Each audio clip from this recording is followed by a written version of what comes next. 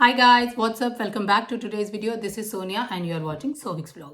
Healthcare sector Australia का one of the most demanded sector है और इस सेक्टर में स्किल्ड प्रोफेशनल की बहुत ही ज्यादा शॉर्टेज है। शॉर्टेज ये आज से नहीं है, अगर आप पिछले कुछ साल देखेंगे, बैक में जाएंगे थोड़ा सा, तो भी आप देखेंगे कि पहले भी शॉर्टेज थी।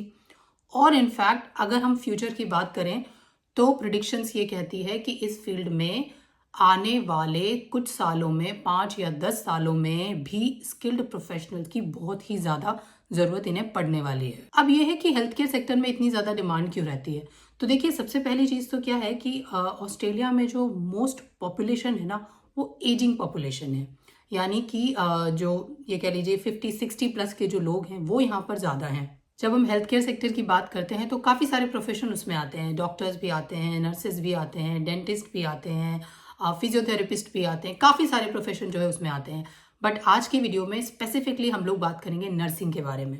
अभी रिसेंटली ही गवर्नमेंट ने नर्सिंग से रिलेटेड एक बहुत बड़ा डिसीजन लिया है। तो वो डिसीजन इंटरनेशनल स्टूडेंट्स के लिए, या फिर आप अपनी होम कंट्री में नर्स हैं और यहाँ पर एज अ नर्स माइग्रेट होना चाहते हैं, तो दोनों ही केसेस में आप लोगों के लिए कैसे बेनिफिशियल होगा, इस बारे में आज के वीडियो में बात करेंगे। सो गाइस, देखिए, जो नर्सिंग का प्रोफेशन है वो ऑस्ट्रेलिया में हमेशा से ही डिमांड में रहा है और इनफैक्ट आने वाले सालों में भी इसकी डिमांड कम नहीं होने वाली है, इसकी डिमांड बढ़ने ही वाली है। क्यों बढ़ने वाली है? क्योंकि जो ऑस्ट्रेलिया की मेजर पॉपुलेशन है वो है एजेड पीपल्स, यानी कि यहाँ पे 50-60 प्लस के लोग जो है वो बहुत ज़्यादा हैं। दूसरी चीज़ ये कि प्रिडिक्शन ये कहता है कि आने वाले सालों में जो ऑलरेडी प्रोफेशनल्स थे वो होने वाले हैं रिटायर। तो इन दोनों चीज़ों को जब वो कैलकुलेट करते हैं तो उस कैलकुलेशन से ये रिजल्ट सामने आता है कि हाँ, आने वाले सालों में ऑस्ट्रेलिया में डिमांड बढ़ने वाली है स्किल्ड प्रोफेशनल्स की, नर्सेज की। अब एग्जैक्ट फिगर मैं आप लोगों को बताती हूँ। तो देखिए, प्रोजेक्शन ये है कि 2035 तक, यानी कि 10 सालों में, आने वाले 10 सालों में लगभग 80,000 नर्सेज की इन्हें ज़रूरत पड़ने वाली है, ये कहता है डेटा। सो 30 सितंबर 2025 को ऑस्ट्रेलिया के हेल्थ सिस्टम में एक बहुत बड़ा चेंज हुआ है, ह्यूज चेंज हुआ है। तो वो जो चेंज है वो नर्सिंग से ही रिलेटेड है। तो डिटेल में मैं आप लोगों को आगे बताती हूँ कि वो क्या है। तो पहले आप लोगों को थोड़ा सा बेसिक आइडिया दे देती हूँ यहाँ पे नर्सिंग का। तो देखिए, यहाँ पे दो टाइप की नर्सेज जो हैं वो होती हैं। एक होती है रजिस्टर्ड नर्स, जिसको RN बोलते हैं। एक होती है एनरोल्ड नर्स, जिसे ये EN बोलते हैं। तो अगर आप कोई डिप्लोमा वगैरह करते हैं, कोई सर्टिफिकेशन करते हैं, तो आप बनते हैं एनरोल्ड नर्स। और अगर आप डिग्री करते हैं, बैचलर डिग्री, मास्टर्स डिग्री, तो उसके बाद आप बनते हैं रजिस्टर्ड नर्स। एंड गाइज, अगर नर्सेस की सैलरी की यहाँ पे बात करूँ तो 80,000 से लेकर के 130,000 तक का एनुअल पैकेज जो है नर्सेस का होता है। और नर्सेस, देखिए, जो नर्सिंग का जो फील्ड है बेसिकली वो ऐसा नहीं है कि केवल हॉस्पिटल में ही नर्सेस की ज़रूरत होती है।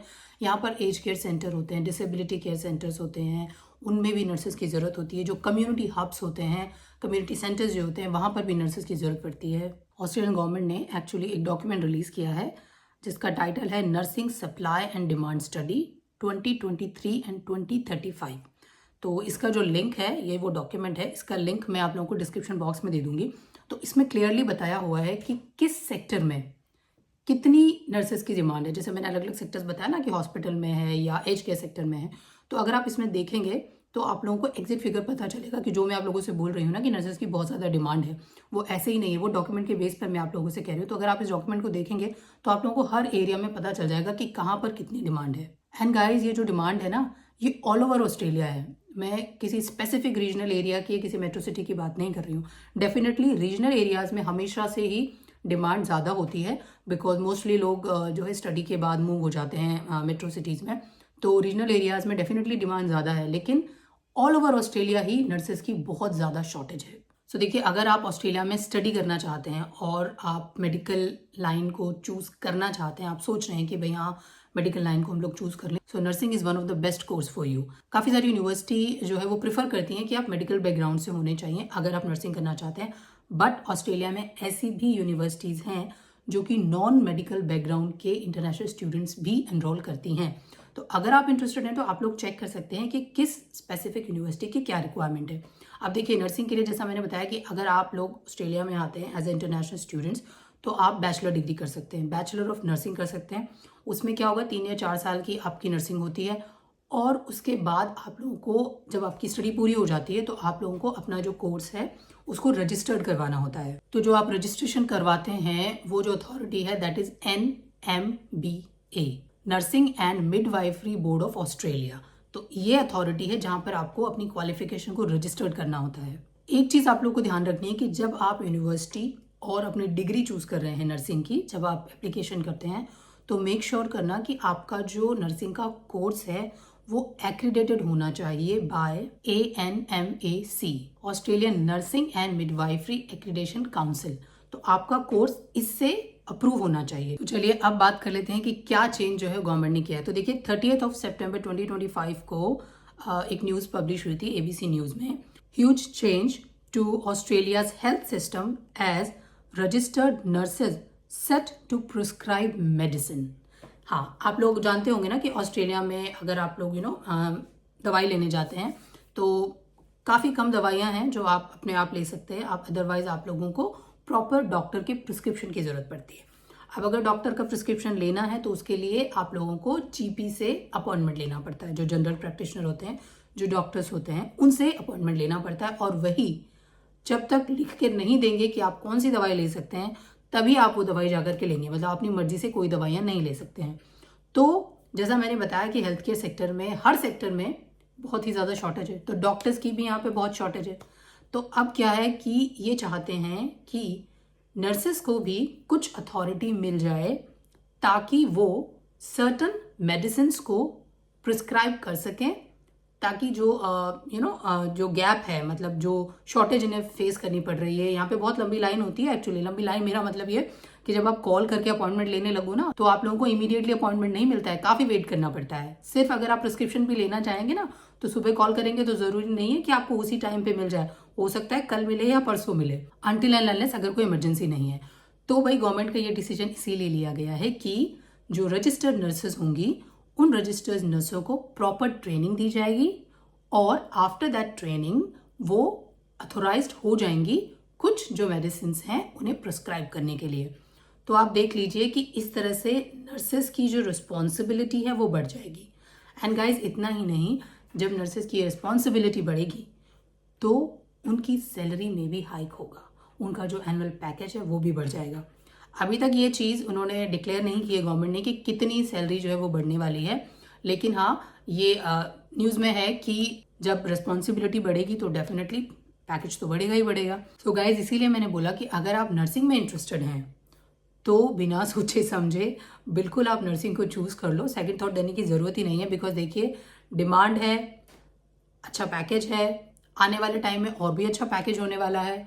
और डिमांड है तो नर्सिंग में जो PR है, परमानेंट रेजिडेंसी ऑफ ऑस्ट्रेलिया, उसका पाथवे भी बहुत ही स्मूथ है, काफ़ी इजीली यहाँ पे नर्सेस की PR हो जाती है। तो गाइज इस न्यूज़ का लिंक भी मैं आप लोगों को डिस्क्रिप्शन बॉक्स में दे दूंगी, आप लोग चेक कर सकते हैं।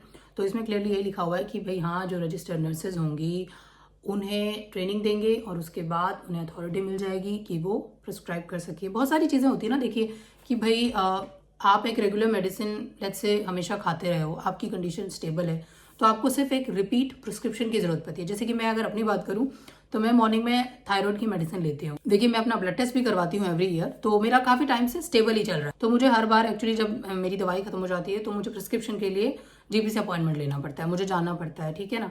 तो क्या है कि इनका ये कि भाई ऐसे पेशेंट जिनकी कंडीशन स्टेबल चल रही है, उन्हें एक रिपीटेटिव मेडिसिन की ज़रूरत है, तो उन्हें क्यों GP के पास जाना पड़े ना, वो नर्सेस से भी प्रिस्क्राइब मेडिसिन ले सकते हैं। एंड गाइस देखिए, अगर आप अपनी होम कंट्री में नर्स हैं और आप एज ए नर्स ऑस्ट्रेलिया में माइग्रेट होना चाहते हैं तो उसके लिए भी पाथवे है। उसके लिए आप लोगों को क्या करना होगा, आप लोगों को AFRA की वेबसाइट पे जाइए और वहाँ पर जो अथॉरिटी बॉडी है चेक कीजिए, उसमें क्लियरली स्टेप्स लिखे हुए हैं। मैंने ऑलरेडी भी एक वीडियो बनाई थी, उसका भी मैं लिंक डाल दूंगी अगर आप लोग चेक करना चाहें। बट उसमें क्लियरली लिखा हुआ है कि आप लोगों को जो अपनी डिग्री है, अपनी क्वालिफिकेशन है, उसको असेस करवाना पड़ेगा अथॉरिटी बॉडी से, और जो भी इंग्लिश का टेस्ट का जो भी स्कोर उन्हें चाहिए 6-7 वो आप चेक कर सकते हैं, तो वो आप लोगों को लाना होगा। और आफ्टर द रजिस्ट्रेशन जो है, जो भी उनका सर्टेन एग्जाम है वो आप लोगों को शायद देना होता है, तो आप लोग मेरे उस वीडियो में चेक कर सकते हैं, मैंने उसमें काफ़ी डिटेल बताई हुई है।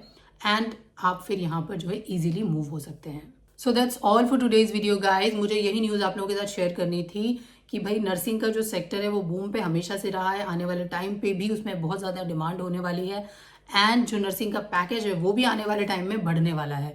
तो अगर आप स्टूडेंट हैं, आप कोर्स सिलेक्शन को लेकर के कंफ्यूज हो रहे हैं, आप चाहते हैं मेडिकल फील्ड में जाना, तो आप बिल्कुल नर्सिंग को चूज़ कर सकते हैं। उसमें पीआर भी आसान है और आप लोगों का अच्छा खासा पैकेज भी है। फिर से मिलूंगी आपसे एक नई इन्फॉर्मेशन के साथ, एक नए अपडेट के साथ। तब तक bye bye and take care. And अगर आपके कोई भी डाउट है तो आप कमेंट बॉक्स पे लिख करके पूछ सकते हैं।